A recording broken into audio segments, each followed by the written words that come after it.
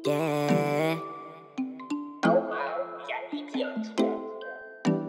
Baby, wag ka nang mag-alilangan pa. Alam mo naman talaga na kailangan ka. Ang katulad mo ay matagal kong hinahanap at gusto kong makita, yeah. Gusto kong makita isang dalagang Pilipina, yeah. Dalagang Pilipina, yeah.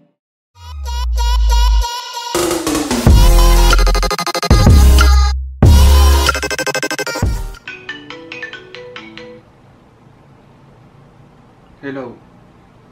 Nahanda mo na ba? Siguraduhin mo patay na siya. Oo. Tapos pakuluan mo.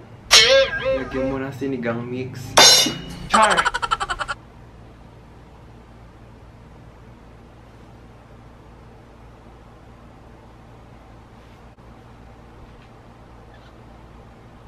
Serving yung Barbie look.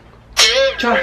Hi mga sis! Welcome back ulit sa ating channel. So with today's episode, maraming chika sa Facebook at maraming nagtatanong kung bakit ganito daw ako kanipis or bakit ganito daw ako kias. Hindi ko rin alam talaga, sa totoo lang. Mabilis yung metabolism ko talaga, ewan ko ba kung bakit. Saka minsan kasi tinatamad lang ako kumain, yun lang talaga yun. And kung nakikita nyo sa title mga sis, ano ba? Hindi ko pala alam kung anong title to. I-share ko na lang sa inyo kung naging ganito yung katawan ko ngayon. So, dati medyo laman-laman pa yan eh. So, ayun, medyo lumawlaw na nga siya. So, i-share ko rin sa inyo kung paano ma-achieve itong malabarbing katawan. Char! Unang tip ko sa inyo mga sis.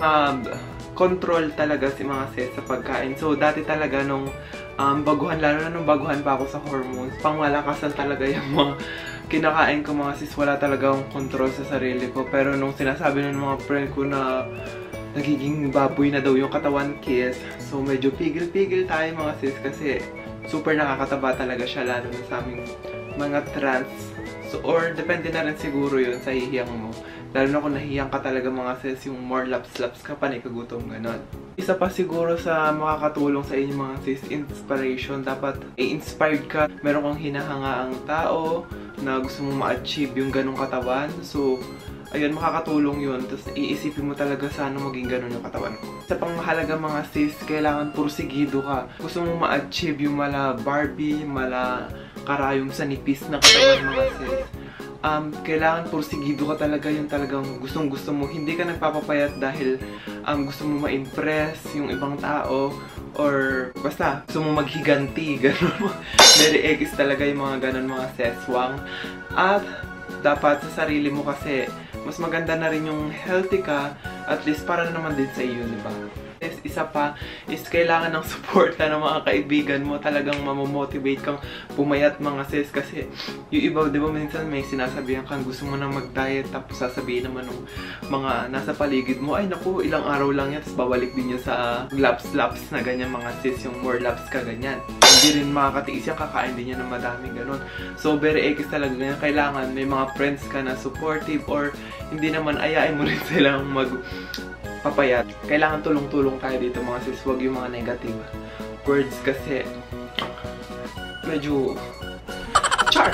So ewan ko kung may mga sense to mga pinagsasabi ko. Nanganak talaga akong ganito, hindi naman ako tumaba ng bongga. At siguro kaya madaling sabihin dahil wala naman ako sa sitwasyon ng iba na mahirap talaga papayat. Kasi ako talaga mga sis, kahit malakas akong kumain, ewan ko, hindi ako ganun tumataba. Pero depende pag nasobra-sobrahan na ako yung mga ilang buwan or ilang weeks na akong sunod-sunod yung malakas kumain. Yun, napapansin ko medyo yung weight ko is ganon. So ngayon, isi-share ko pa sa inyo mga sis kung bakit ganito na siya at mini-maintain ko na siya mga sis. So, nagpipigil na ako sa aking sarili kasi meron lang akong mini-maintain na body weight. Dati umaabot ako ng 70 kilos. Medyo jubis-jubis ako ng very light nun, malaman-laman ng kids. So, kailangan i-maintain ko lang siya ng 65. Yung 65 na yung mga sis, yung timbang ko ng 65. Medyo chubby pa ako ng very light. Pero, sakto lang sa akin mga sis. Tapos ngayon yung timbang ko na lang is from 70 to 65. Tapos ngayon naging 63 na lang. Tapos pag kumain na kids, minsan nagiging 63.5, ganyan na lang siya mga sis. So, mini-maintain ko na lang to 63 to 65. Basta dapat nandun lang yung aking timbang na naglalaro lang dun sa dalawa. Napapansin ko na rin mga sis yung sobrang laki ng tiyan ko. So, saka medyo malapad yung aking braso dito.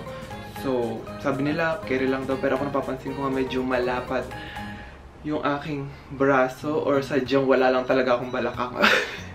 Medyo numipis-nipis na siya kasi noon pag nakaganyan ako talagang lapad na ganyan. Pero ngayon medyo ayun na sa view na yan. Yes, girl. Chart. Kasi yung ginagawa ko ba, yung pagkain ko ngayon is, so kasi late na rin ako nagigising. Nagigising ako ng 11, tapos bumababa ako ng mga 1, ganyan. Tapos hindi pa ako agad-agad kumakain ng mga sis. Iinom muna ako ng 2 baso. Pagkagising ko, yung hindi malamig mga sis ay yung normal lang, yung hindi mainit, hindi malamig. So, ganyan. Hinga muna 30 minutes, inom ulit. Tapos kakain ako mga sis, mga 3 to 3:30 na ng hapon mga sis. Ayun talaga yung sikreto ko. Feeling ko kaya naging super slim ang lola nyo. Char! Minsan kahit nararamdaman kong gutom na ako, inom lang ako ng tubig, more water lang talaga mga sis. Yung number 1 secret ko, yun, more tubig para hindi ka na-dehydrate. Kahit pa paano, medyo nabubusog ka. Tapos pagdating ng 6 PM mga sis, dun pa lang parang merienda ko, kakain na nung kahit anong gusto ko mga sis, laps lang ng laps, ganyan. Tapos pagdating ng 8 to 9, so ayan, dapat dun lang ako kakain ng dinner. So, syempre, kainin ko rin lahat ng gusto ko. Tapos, pagdating ng alas 10 for me mga sis, hindi na, tama na, hindi na ako kumakain mga sis hanggang bukas na ng alas 3. So, feeling ko nakakatulong yung ganong katagal or yung o ewan ko kung merong something dun sa ganong katagal. Kaya ko naman siya mga sis. So, talagang big lang talaga. Tapos, pagyari nun, pag medyo nararamdaman ko na medyo I want something sweet, something salty, char arte. Basta pag napipil ko na yung mga gano'ng eksena mga sis, iinom lang ako ng more water. So, yun lang talaga. Siyempre, mas maganda pa rin mga sis yung may professional talaga na nagda-diet na ganyan. So, mag-ask lang kayo sa kanila. So, hindi rin yung basta-basta diet mga sis. Baka mamaya, hindi ka na kumakain, very ekis yun mga sis. At baka maansya ka. Saka yung number 1 na secret lang naman talaga dyan mga sis. Kung gusto mong pumayat, kailangan meron kang inspiration, motivation. Ano ba yun? Magkapareho ba yun? Talaga, push lang mga sis. Kung gusto mo talaga, push lang. So, at dahil medyo walang kwenta to, dadagdag tayo ng shoutout. So, ayan, mag-shoutout tayo. Taray! So, shoutout kay Queen Olympia. Hello, sis. Jenny Aquino. Hello, sis. Ting. Kay Jensel Jurado. Hello, sis. Mario Deyu. Mahirap. All Star. Kay Erica G. Kay Jasmina Mayuwag. Kay PV. Hello, sis. Kay sis Sharon Wendy. Kay John Ruel Manero. Kay Tristan Angelo. It's nakambal ko. Hi sa'yo. Kay Nick Lostado. Yan naman kasi. Char. Francis Aiko Padilla. Kay Noemi.